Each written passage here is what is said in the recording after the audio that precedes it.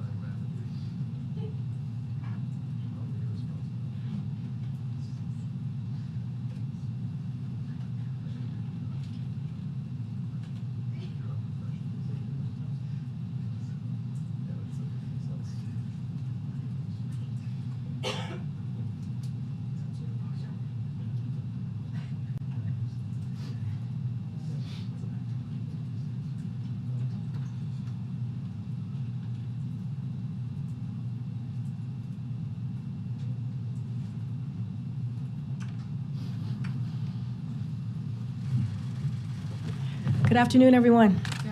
Happy Monday. I do have a couple things at the top. So today we mark 7 years since the tragic Pulse nightclub shooting. In the middle of Pride Month in 2016, our nation suffered what was then the deadliest mass shooting in American history. 49 people, predominantly Latino members of the LGBTQI+ community, lost their lives in a senseless act of gun violence. Today, we pray for the families of the victim and every survivor who still carries the trauma. In 2021, President Biden signed a bill designating Pulse nightclub as a national memorial, enshrining into law that it is hallowed ground. The president is continuing to fight to end the gun violence epidemic and continue to urge Congress to make common sense reforms to keep our communities safe. This Pride Month, the Biden-Harris administration is going to continue lifting the LGBTQI+ community up and honor the victims who aren't here with us today. Tomorrow, the House will mark up the GOP's tax scam 2.0, which they released on Friday.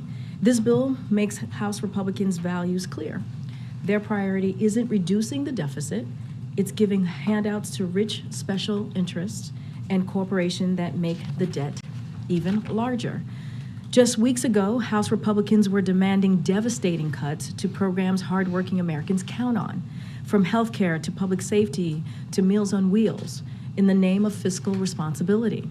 But now they are proposing to spend hundreds of billions on tax breaks for big corporations, and they're laying the groundwork to spend trillions of additional tax cuts skewed to the wealthy and big corporations. They would do that while repealing clean energy tax credits that are fueling our manufacturing resurgence, creating jobs, and lowering energy costs for working families. That would ship jobs overseas and raise taxes for the some middle-class families. And they're prioritizing restoring expired tax breaks for big corporations over helping working families that need a little bit more breathing room as it relates to childcare and other things that are important to American families. Those are not the president's values. Instead of failed trickle-down policies, President Biden is growing the economy from the middle up and middle out and bottom up. His economic plan would cut taxes for working people, families with children, and it would pay for those tax cuts and reduce the deficit by ending the taxpayer subsidies for extremely profitable industries and making the wealthy and big corporations pay their fair share. That's an agenda the American people support. So just moments ago, we made an announcement from here, and we are very excited to announce that Tom Perez will be serving as Senior Advisor, Assistant to the President, and Director of Intergovernmental Affairs. Tom will build on the tremendous work of Julie Rodriguez. He brings decades of experience to the White House, having served in local, state, and federal government. His perspective and relationships as a former county councilman, a top civil rights attorney, and Secretary of Labor will be invaluable as we continue to work on government to implement our Investment of America and continue to make our government work for the people and for communities across the country. With that, we have the Admiral in the room today to take any foreign policy questions that you all have. I know it's been a couple of days. Admiral, the podium is yours. Thanks, Kareem. How y'all doing today? I don't have any opening statement, so Oh, okay. Wow. over to you. You told me that. I did. Hi, John. Thanks for doing this. bet. So I'm wondering if you've completed or if you're in the process of a review to determine how the documents at Mar-a-Lago have impacted national security. Yeah, so I think the Office of the Director of National Intelligence has already spoken to the fact that they were conducting a national security assessment, and I would refer you to them. I don't have any update on that one way or the other. So today during an interview, Senator Rubio said that there's no allegation that there was harm done to the national security. Does that stand as of now? Again, I'd refer you to the Director of National Intelligence. They are working with the Justice Department on this, and they did say that they were going to conduct a national security assessment. I don't know the status of it. They would be the ones to talk to you about that. The administration now says that China already does have this intelligence facility in Cuba. What can you tell us broadly about the threat posed by this facility, and just bottom line, how concerned should Americans be that the Chinese are listening to us from this facility? Yeah, so look, I think you can understand why we're not going to be able to get into too much detail about our own counterintelligence efforts. But as we communicated over the weekend, this is not a new development. That China's been trying to achieve some intelligence gathering capabilities in Cuba and frankly elsewhere in the hemisphere. And that from day one, when we came in, we took this issue seriously. We've taken some steps to try to mitigate the vulnerability of those activities, and we're going to keep doing that. And the last thing I'd say is we're confident that we can continue to protect our nation's secrets in this hemisphere and beyond, and that we can continue to defend the country appropriately. And can you just explain why you didn't confirm all of this when it was first reported last week? You said it was inaccurate, but what was inaccurate seemed to basically be the tense that they, weren't going to establish but had already established this facility. Why wait till Saturday to put this out there? I'm actually really glad you asked that question. I can tell you that we were as forthcoming as we should have been at the time the first stories appeared. There is the sensitive nature of this information is such that we just simply couldn't go into more detail, even before the first story appeared, to try to better inform that reporting. That's how sensitive this stuff is. We just couldn't be more detailed. And then after the first stories appeared, we worked very, very hard, as expeditiously as we could, with the intelligence community to try to get some context downgraded so that we could provide it over the weekend, and we did that. But we were as forthcoming as we should have been, given the nature of this information.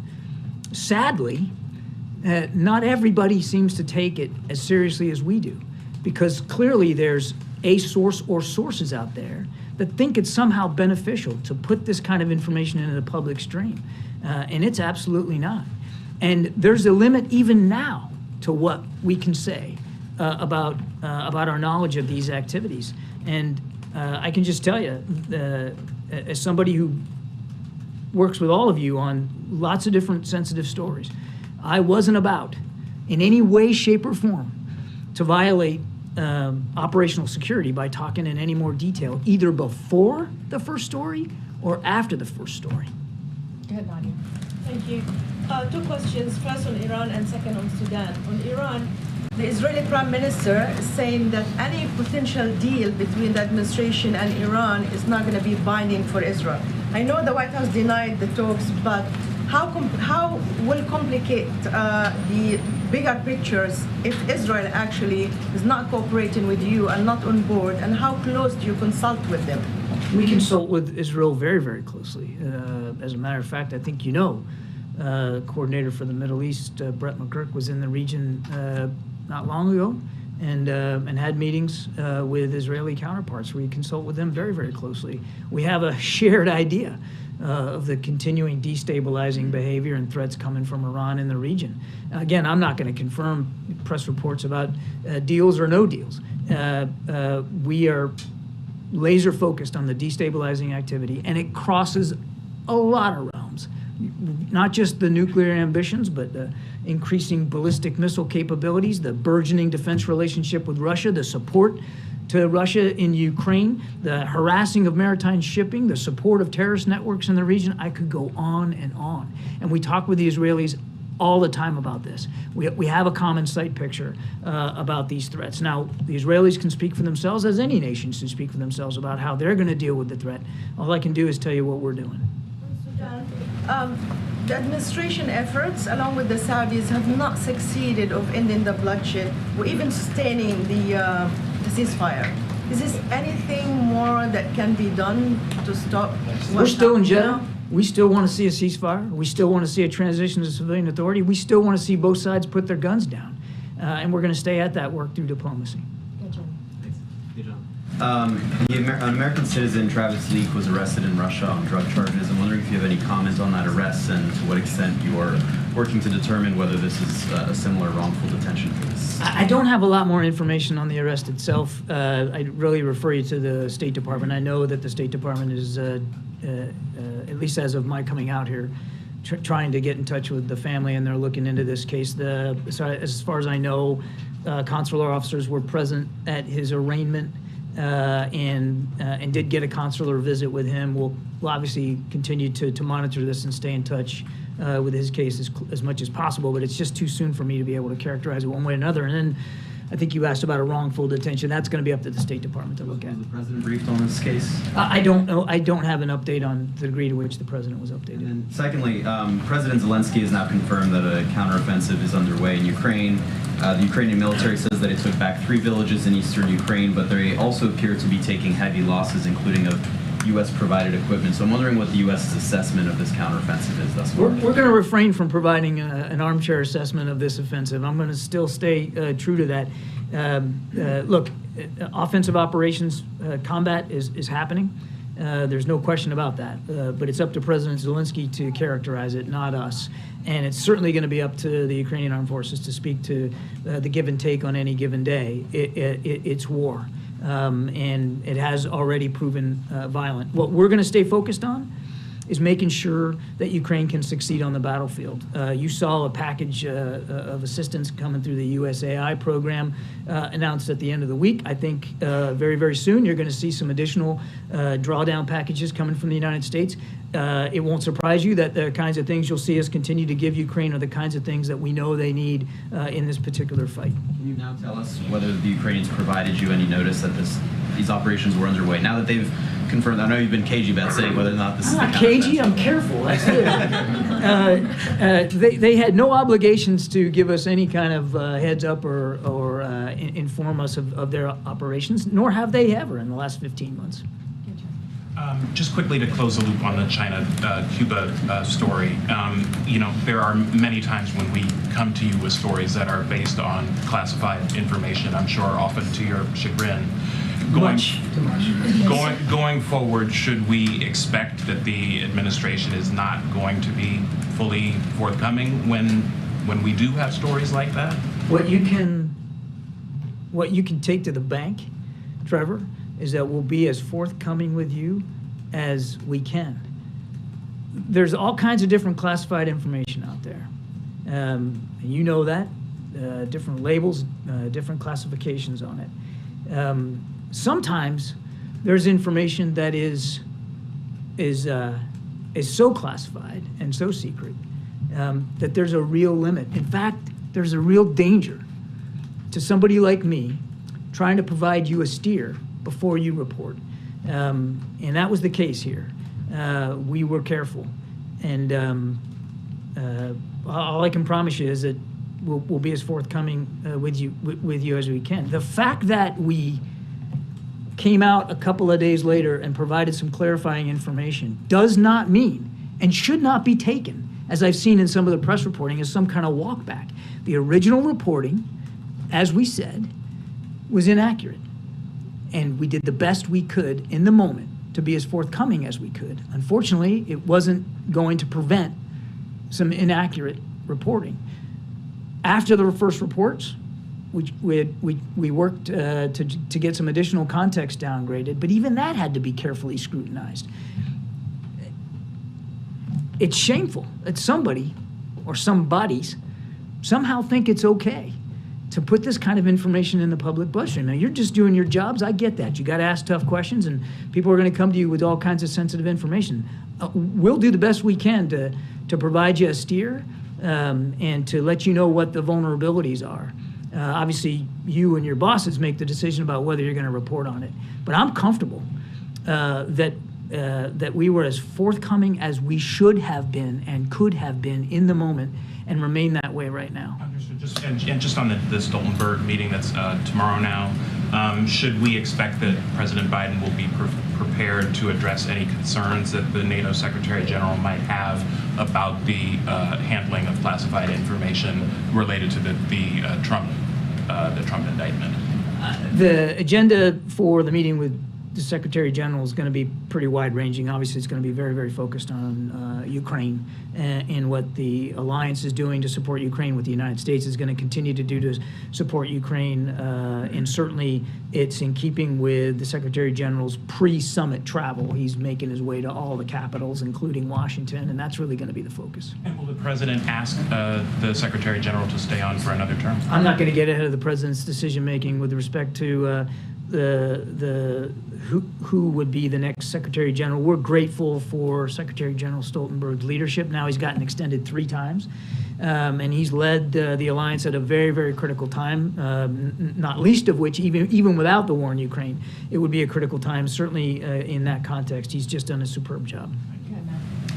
Thank you, John. I want to take another stab with the Mar-a-Lago documents. Given that we've seen images that some of them had put the 5 eyes on it, have you guys done anything, or can you walk us through what you have done to assure allies about this type of intelligence, and if there's any intelligence? You're not getting into the intelligence assessment. No, I'm trying to ask about the diplomacy. I appreciate the question and where you're trying to go, Matt. I'm just not going to be able to talk with any detail about those documents or this case. I mean, it's really something for the Justice Department to speak to, and in terms of any national security assessment, that would be up to the Director of National Intelligence, separate and distinct from all of that. And this kind of gets to my answer to Trevor.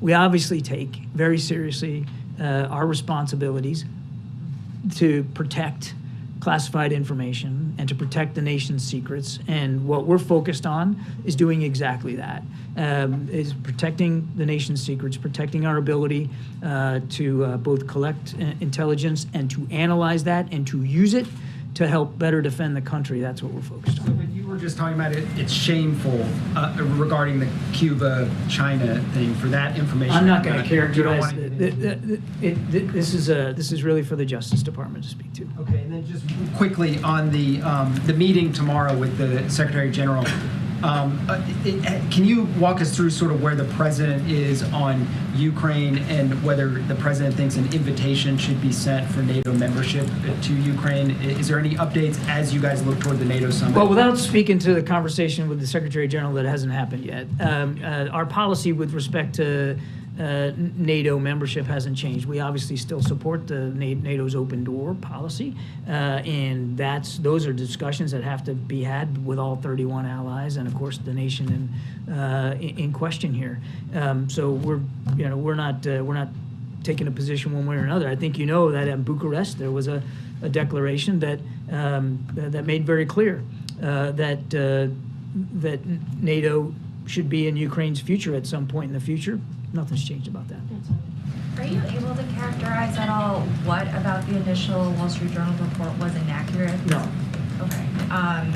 And can you be more precise on when precisely China established the base? I know you guys said it was at least 2019. That's as far as you could go. That's as far as I'm going to go today. And trying again on Stoltenberg, does the president believe it's important for the next NATO Secretary General to come from a country that has hit the 2% GDP in defense spending? The president believes that whoever is the Secretary General of NATO should be an individual who the entire alliance can get behind. And lead the alliance into the future, because there's a transformative future ahead for the alliance. And whenever this war ends, however it ends, NATO is going to be different. For one thing, it's going to be larger. And Ukraine's going to be different, given the scope of westernization of their military. So whoever the next Secretary General is going to be, again, it has to be somebody that the whole alliance can get behind and can be a transformative leader. I think I'll leave it at that. Thank you. I wanted to follow up on Cuba. Has there been any conversation with the Cuban government about the base or the Chinese trying to We've spy made our on concerns known. to the Cuban government? Yes, we have. And on Colombia, if you could have, do you have any comment on the ceasefire announced between the government and the ELN on Friday? No, we're aware of those developments, but we don't have a, we don't have a position to take right now. We refer to those parties. John, a couple of questions too, to be exact. One, Chef Paula Robinson. We know that former domestic policy advisor, as well as the head of public engagement, met with family and attorneys about the possibility of extradition of the suspects. Anything new? Because Mexico is saying that they're waiting for the United States to move on the extradition of the suspect or suspects.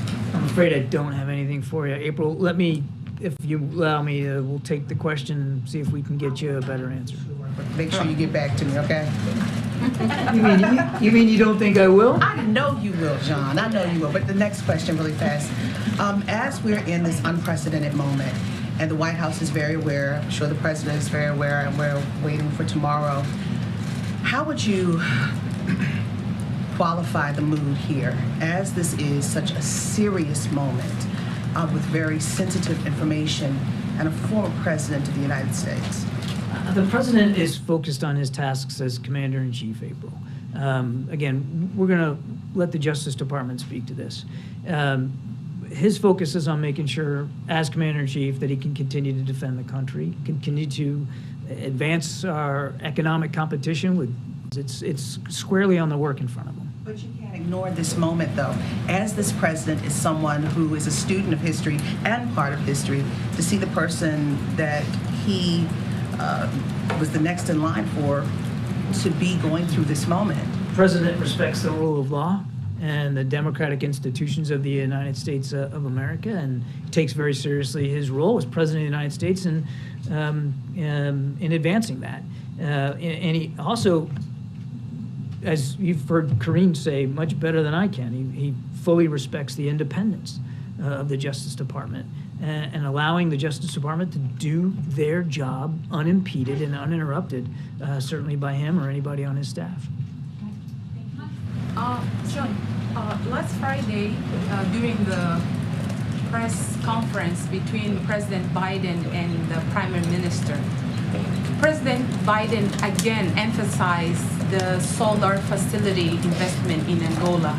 Is there any possibility in the future President Biden visit Angola to see firsthand this solar facility that he keep emphasizing? He's very proud of the work we're doing on the continent, and in implementing so many of the things that we agreed to implement at the African Leaders Summit last December. And as you heard him say many times, he does plan to visit the continent. I just don't have anything on the schedule right now to speak to in terms of when and where and what that would look like. John, is there an effort to find the source of the leak on the Cuba base now? Not that I'm aware of. And I guess the reason why this has been characterized as a walk back is that saying that the report was inaccurate left all of us with the impression that this base didn't exist or would not exist. Having heard you saying that you went as far as you could on that, was a reason for your statement at all related to Blinken's travel to China next week? No. And then John Ratcliffe said that the allegation that there was a Chinese spy base in Cuba under the Trump administration is not true.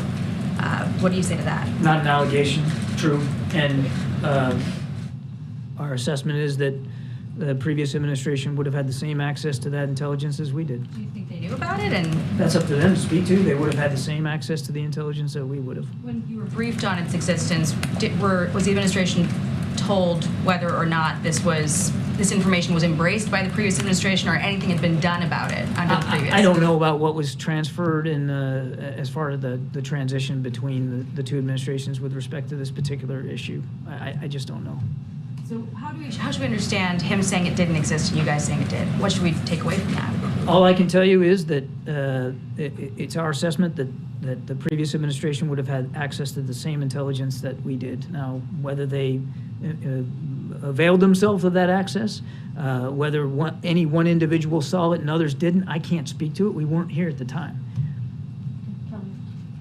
Given the events in Miami tomorrow, we all understand that this administration has tried, or at least this White House has tried to distance itself from anything related to the Trump indictment.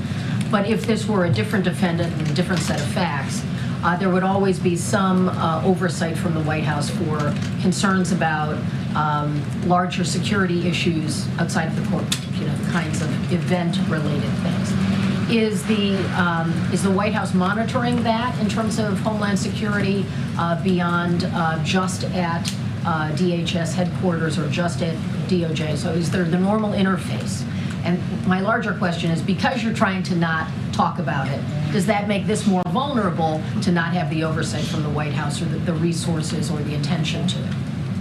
Does it make security more vulnerable because the White House is trying to stay out of it? Yep. The short answer to that, Kelly, is no. I mean, look, without getting into the specifics of this case, I won't do that. Of course, we maintain as a routine matter every day. We maintain connective tissue with state and local authorities for any potential of civic disturbances that could turn violent. So that connective tissue still exists. It exists right now. It exists today, and we'll keep it going.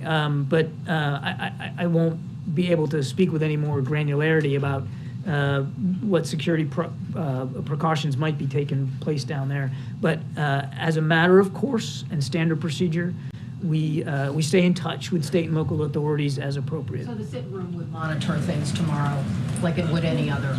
Like any other issue, we would certainly be paying close attention and making sure that to the degree that federal assistance is needed, that it's provided. But again, I don't want to go beyond that, and I don't want to speculate about what might or might not happen tomorrow. A few more SB in the back. Yeah, thanks, Admiral.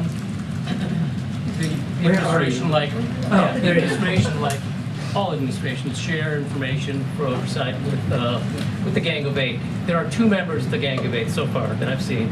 One of them who says what happened with the documents from Mar-a-Lago is really not a big deal. Another one says it's okay because there's a lock on the bathroom door. So is there a reason perhaps to have a discussion with some folks on the Hill about stuff? Is there a reason to have a conversation with people on the Hill about stuff? Look, I appreciate where you're coming from. I appreciate where all of you guys are coming from on this. I'm just simply not going to talk about this ongoing case. That is really for the Justice Department to speak to, and I'm just not going to be able to go beyond that. Thank you. Thanks. I have tried to keep a follow-up, and that's some Iran questions. So does this mean that Secretary Blinken's trip is still on, and does this just change We'll any have of to talk to the... Secretary Blinken and the State Department. Does this change any of the priorities or the objectives? It doesn't change. Look, I won't speak to his travel or plans. That's for them to speak to. But nothing's changed about the fact that we understand the bilateral relationship with China is tense right now. And nothing's changed about the fact that the president wants to keep the lines of communication open with the PRC. Some of the, and we talked about this last week, some of the important lines of communication, military to military, are not open. And we want to get them back open. So all of that still tracks. But as for whether this recent reporting out of Cuba is going to affect Secretary Blinken and his travel plans, I would not expect so. But again, I would let you speak to the State Department to talk about that. Iran, I'm sure you know the president of Iran is doing a tour of Cuba, Venezuela, and Nicaragua. Just your reaction, your thought on, what he can achieve there and how the U.S. might be countering whatever he's trying to achieve there. And then also... I'm sorry, who is traveling? The president of Iran. And then just on the report that China supplied some drone ingredients to Iran to be sent to Russia. Is there any veracity to that report? Is that true? And if so, what can... I cannot confirm that reporting. And as for the president's visit to Central America, they can speak for their travel habits and their agenda. We don't ask countries in this hemisphere or any other to choose who they're going to associate with or who they're going to talk to or who they're going to allow to visit. That's for them to speak to. We're focused on our own national security interest in the region.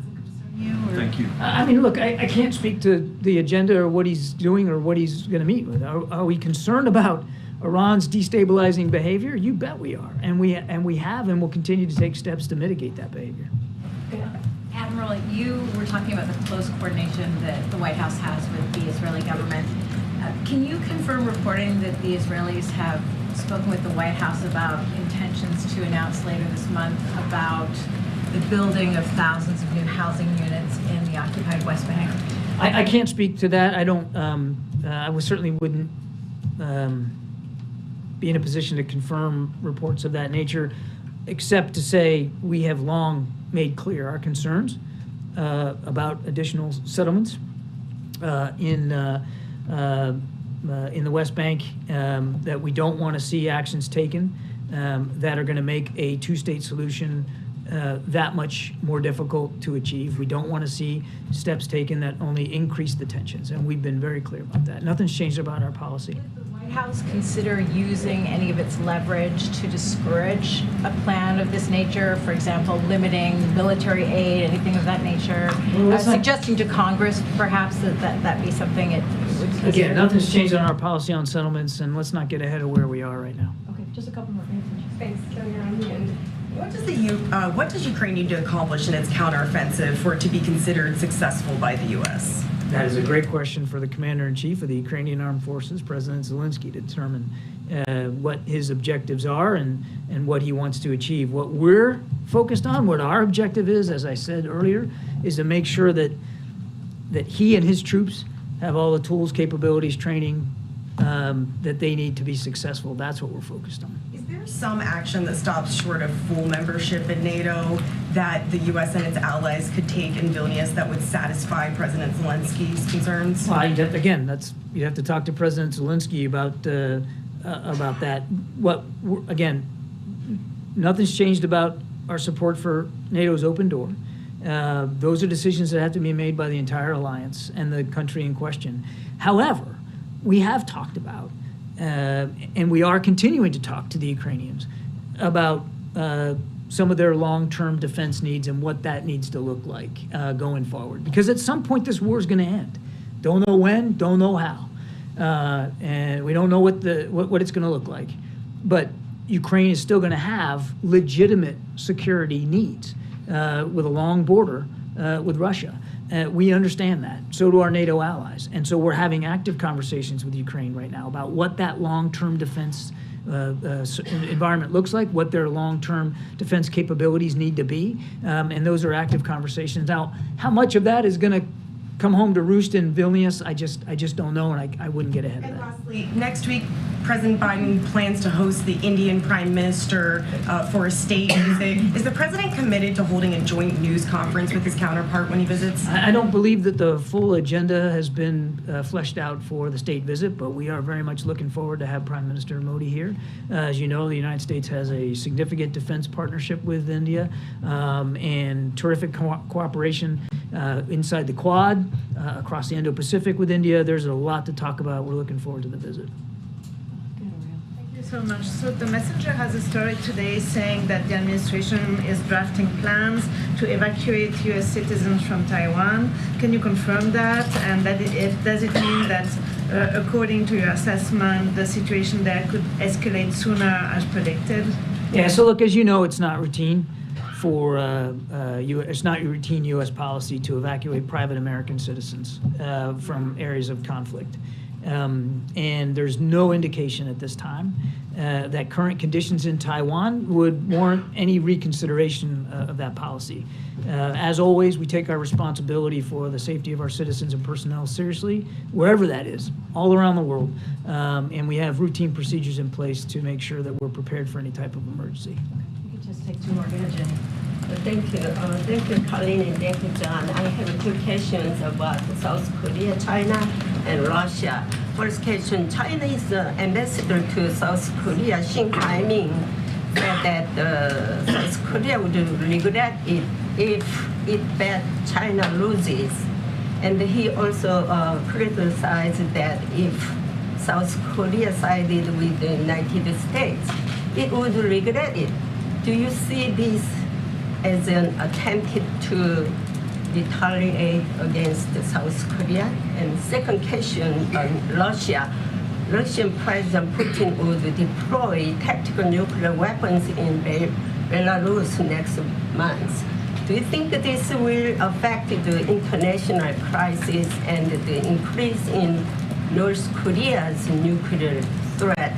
Thank you. Okay, Jenny. Look, on the first question, I mean,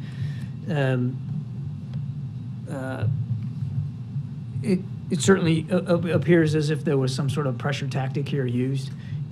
South Korea is a sovereign, independent nation, a terrific ally, and a great friend, not just in the region, but around the world, and they have every right to make the kinds of foreign policy decisions they deem are appropriate. We're grateful for the support that they continue to provide, particularly with respect to Ukraine. On Belarus, all I can tell you is we've seen no indication of anything that would force us to change our own posture with respect to nuclear readiness or capabilities. The constant rhetoric, in this case out of Lukashenko, it just is in keeping with reckless and irresponsible ways of talking about nuclear capabilities. But again, we haven't seen any indication that movement of nuclear weapons is imminent or happening, and we certainly haven't seen anything that would cause us to change our own posture. I can't speak for what that irresponsible, reckless rhetoric impact that might have on Pyongyang. I haven't seen anything that would connect the two. Yeah, James, you have the last word. Thank you, Kareem, and thank you, Admiral. I should like first to take one more stab at getting you to say something substantive about the Trump case. Go for it. And then I will be just as unsatisfying to you as I have been to everybody else. That's so prejudicial. But I also want to be, I got Mauritius up here, and nobody asked me. Nobody. And I was ready today. That is not the subject of my second thrust. But first on the Trump case, and then I want to ask about Americans detained in foreign countries. President Biden, in a speech that was an official speech and not a campaign speech last year in Philadelphia, identified Donald Trump and his supporters as threats to the American homeland. And you amplified those comments in one of your Zoom briefings that you held not long thereafter. Does the enrollment of Donald Trump in the American criminal justice system as a defendant, which necessarily entails certain restrictions on his movements and so on, provide for the American people some reassurance that he is less of a threat than he was when the president made those remarks? James, I'm just not in a position to speak to that one way or the other. Finally, a short series of questions about Americans who are detained in other countries. Short series? Yes. Series? There's no such thing as short series. Those two words don't go together. Your interjections do not make things shorter. All right. First question is this. You've spoken often about your efforts ongoing to secure the release and return of Americans who are wrongfully detained in foreign countries. Yeah. That very formulation implies another category of Americans, the opposite category, whatever you'd want to call it, Americans who are rightfully detained or lawfully or justly detained.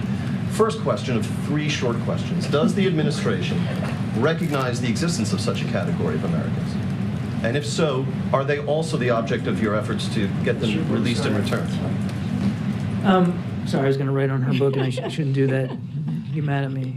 Look, I'd refer you to the State Department on categorization here. I don't know that there is something like, I don't know that there's a separate legal category of somebody who is not wrongfully detained.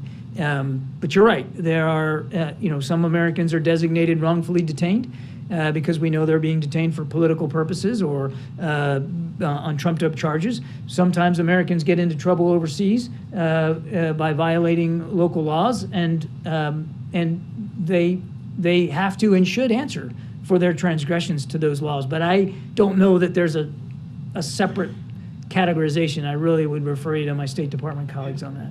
In terms of the first category, Americans wrongfully detained in foreign countries, is there a ballpark figure as to how many there are around the world? I don't have that figure. Somewhere between half a dozen and 200? I don't know, James. Okay. State Department is the right place to go for that. Last question. Does the administration consider Lieutenant Alconis to be an American who is wrongfully detained? The president is certainly mindful of and has been briefed many times on Lieutenant Alconis' situation. And what I can tell you is that we continue to work with the Japanese government here to try to address this in the most appropriate and legally feasible manner. That's as much as I can say on that.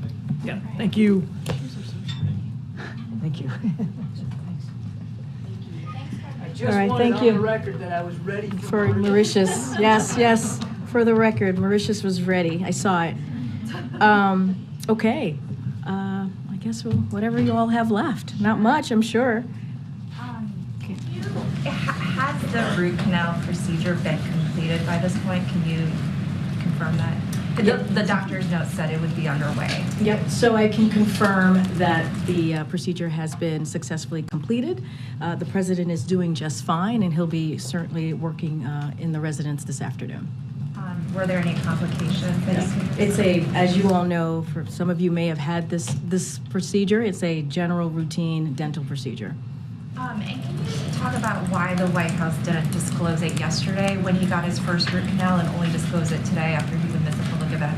So look, the initial procedure, as you just stated, Sung Min, was last night, and as you also just stated, we released the memo that was written to me from the doctor this morning or earlier today from his physician, and along with the plan for his root canal procedure today, we also included that as well. Look, I'm not aware of any other administration that has put forward or has talked about, related dental procedure. So again, this is a routine dental procedure. As we've stated, you all have read the president's physician's memo, and there is nothing unusual about this. Millions of Americans go through this process, and so as soon as we were able to hear from the physician about where the president's status was today, we certainly shared that with all of you. And can you is there any more information you can give on why he needed the root canal? Like, is he not good at brushing his teeth, or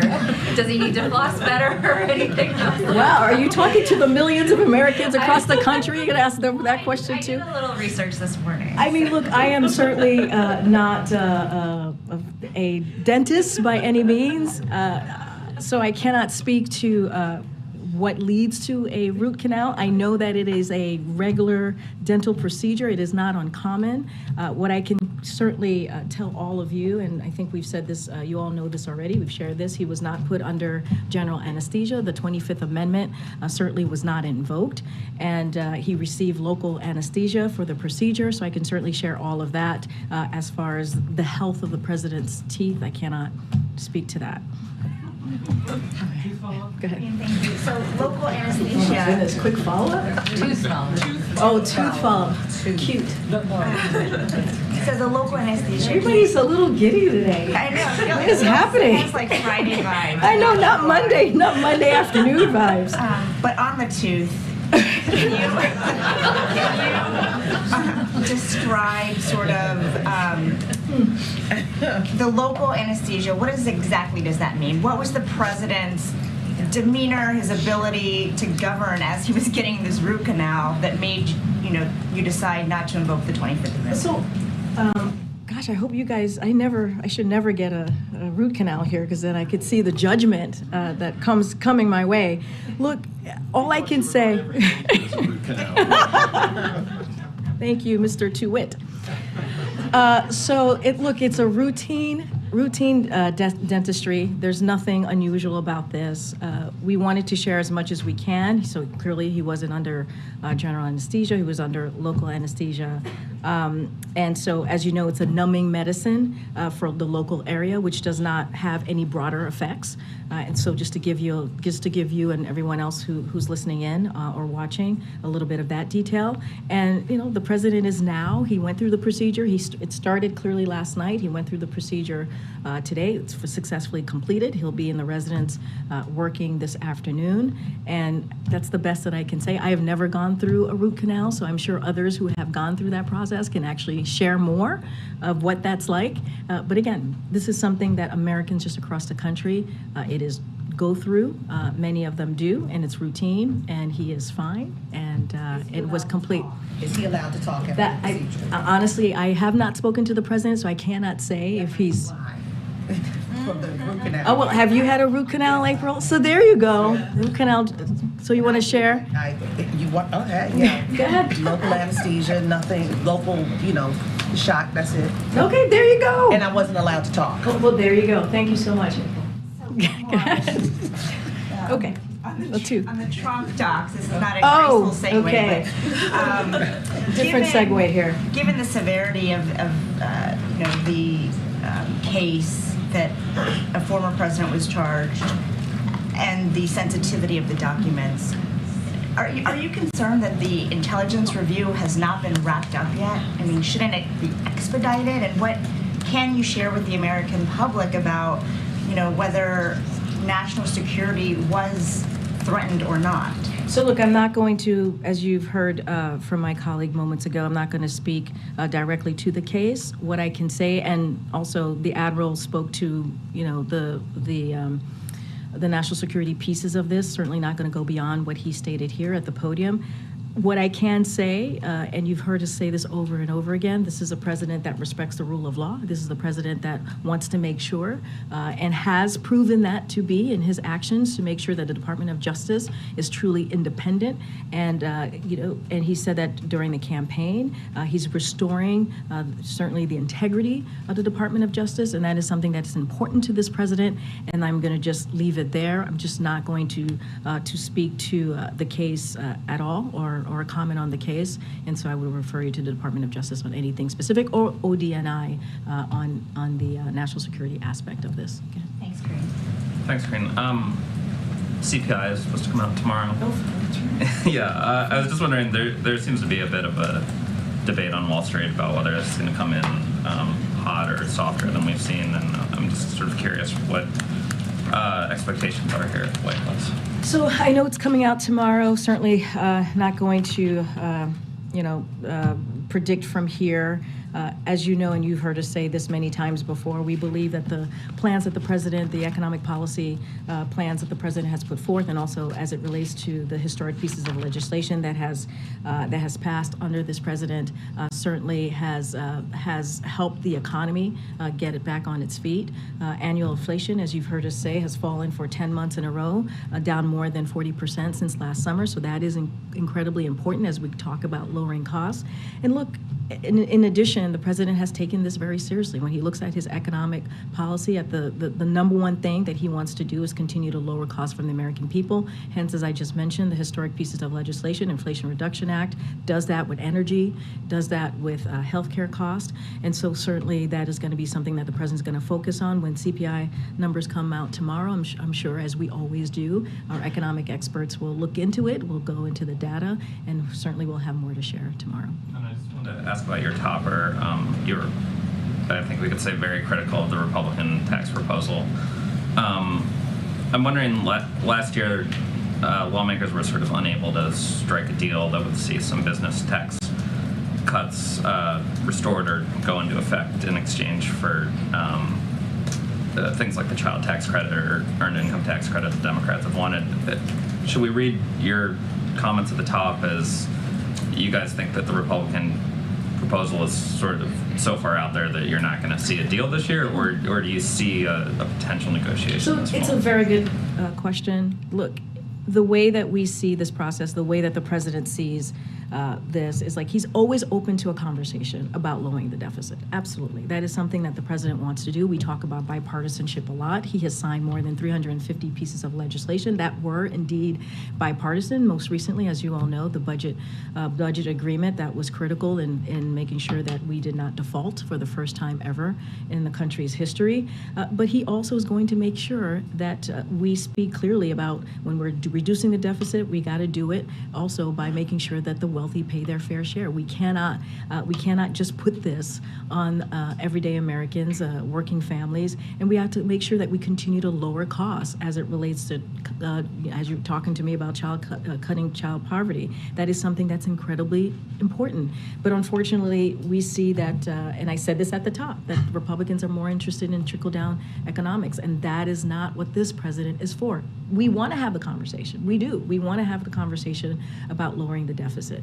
That the budget that budget agreement that we just signed does that by $1 trillion, and that was in a bipartisan way. So let's continue to have those types of conversation on how we can really deliver for the American people, lower cost, and make sure that the wealthy pay their fair share. Just to very clearly button pull it though, would a tax deal have to lower the deficit for the White House to sign off on it? Because, you know, if business taxes are cut and earned income tax credit or child tax credit come in, most likely that will in combination raise the deficit, but it might have sort of positive effects. Well, that's why we say lowering the deficit and making sure the wealthy pay their fair share, right? I think that's why we say those things in conjunction, because we think that's how you really move forward with that type of policy in a fiscally responsible way. That's what the president is about, doing things fiscally responsible, and you see that in his actions, you see that in his economic policy, right? We did it in a fiscally responsible way. I think that's a bless you for the person back there.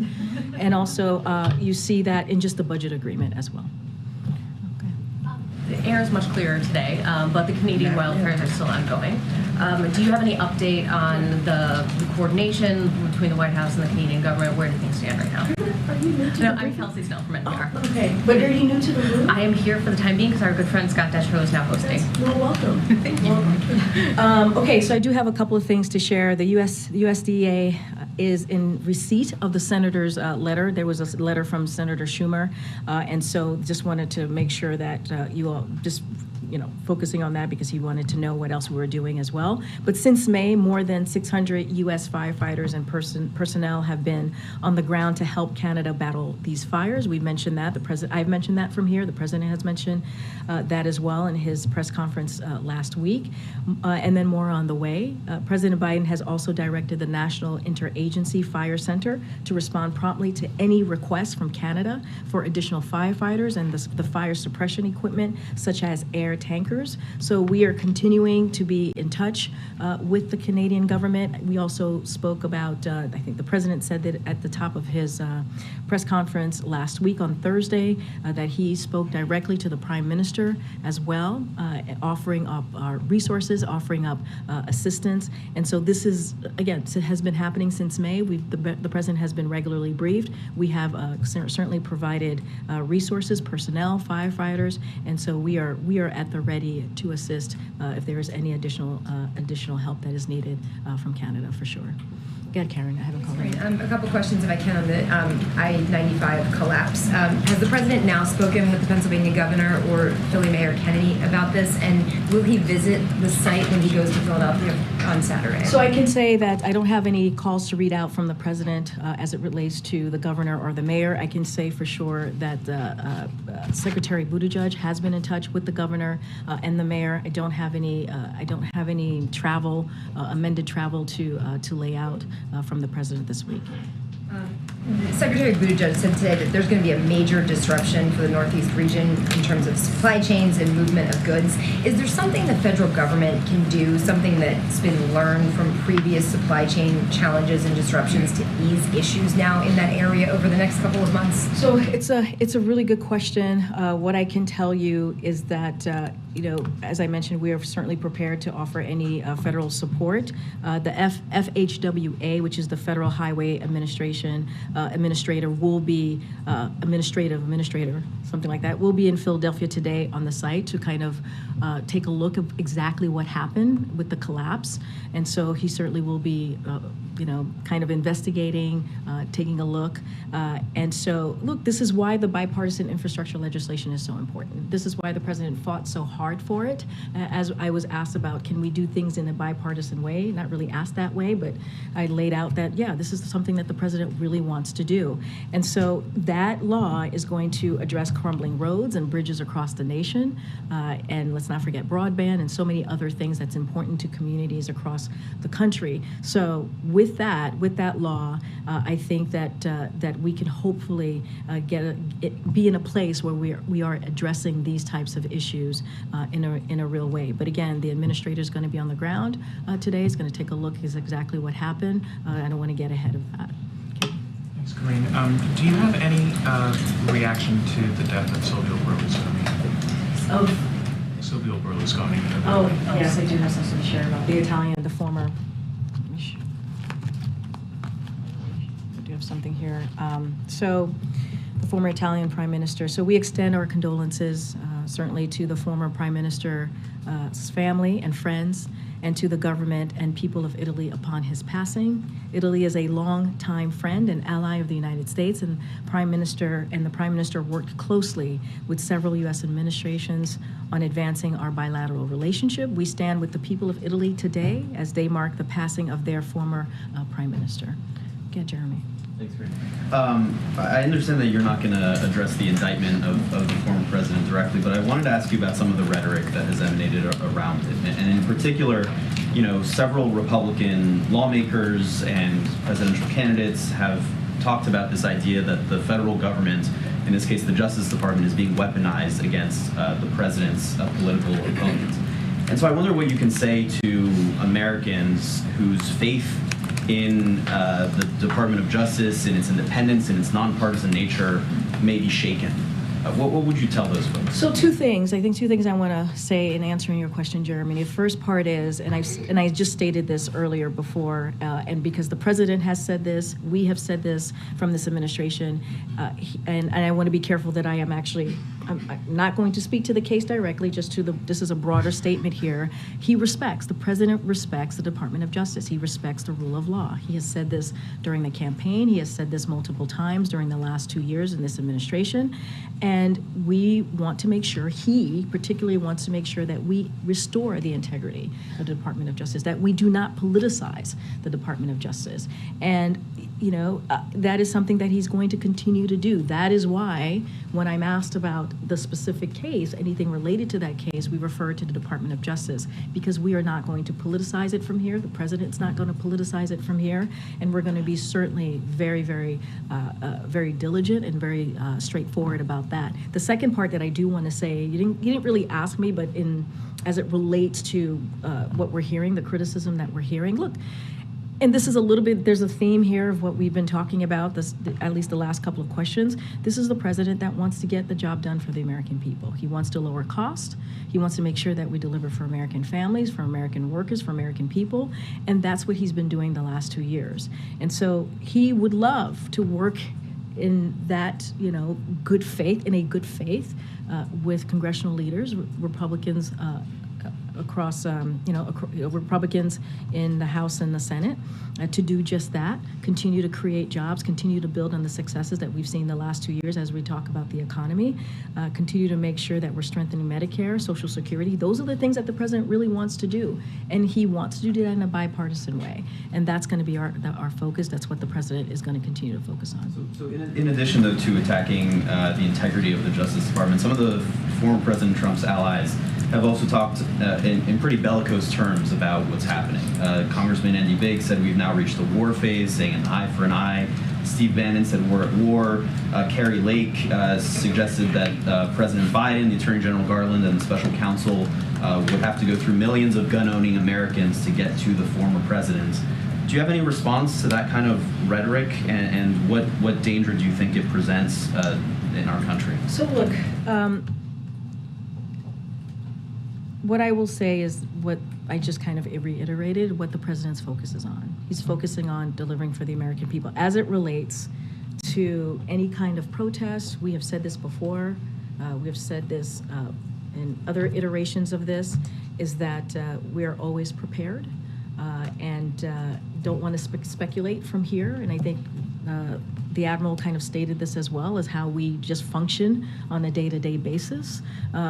And we're just going to stay prepared, and we're going to just continue to give the Department of Justice its independence, make sure it continues to have its integrity. We're going to continue to believe and certainly respect the rule of law, and we're just not going to comment beyond that. To that end, has the president been briefed on the security preparations for the former president's appearance at a federal courthouse tomorrow? So, as you know, the president regularly gets briefed every morning by his National Security Council and his the intelligence community every morning, as you all know, or every day to be more precise. I just don't have anything else to share. What I can tell you, certainly not going to speculate from here, and we will be prepared. And then very quickly on another topic, Senator Blumenthal today announced that the Senate Subcommittee on Investigations has opened an investigation into the proposed PGA Tour and Live Golf merger. At this point, does the White House have any comment on that? Do you support that investigation? So I have not talked to my colleagues about this, so I just don't have more to share from here. Okay. I'm just going to go, who haven't called? Go ahead. Yeah. Okay, thanks. Kamala Harris stood in for the president today at the event with college athletes, and she seemed very polished. Was she when did she find out about that she would be subbing? She found out when we all found out this morning internally. Well, she was not told yesterday. I mean, it was a routine procedure. Yeah. It is a regular routine procedure. So this is something that, you know, that when you do something like that, that's something that's between the physician and certainly the president. And so I'll just leave it there. But we all found out this morning. You had to go under anesthesia or something unexpected? I'm sorry? It wouldn't be a good idea to let her know in advance? It's a regular routine procedure, right? There's no general anesthesia needed. It's a local anesthesia. I mean, it is a root canal. Millions of Americans go through this. There's nothing mysterious about it. It is a regular thing that many people go through. Understood. And back on the indictment, Jack Smith, he encouraged really any American to read it. Has the president read it? I'm just not going to comment on anything related to that. Go ahead, Joe. Corinne, thank you. Has the White House had any progress or made any progress on getting Senator Tuberville to back off his hold on these dozens and dozens of senior military officials who can't be confirmed by the Senate because of Senator Tuberville? So look, I've talked about this many times and how dangerous what the senator is doing. I would refer you to the senator directly and ask him those questions about why he's doing this and what his next move might be. I just don't have anything else to share from here, but certainly we have talked about our disappointment in his reaction to getting our nominees forward, which are incredibly important for the American people as we talk about national security, as we talk about moving the agenda forward. Yeah. Okay. Go ahead. Jared Bernstein's vote in the Senate is expected this week. Does the administration have an outlook on the vote? Do you have any concerns that it may not be able to? So I don't have an outlook on the vote count. As you know, this is Jared Bernstein has been in the administration for the last 2 years as the president's economist, one of the president's economists. Jared has had a long relationship with the president as vice president. So we look forward to getting him through. Certainly, he has the full support of this president, and so I'll just leave it at that. But clearly, we are all in on getting him through the confirmation process. All right, guys, I'll see you tomorrow. Thank you. Thank you.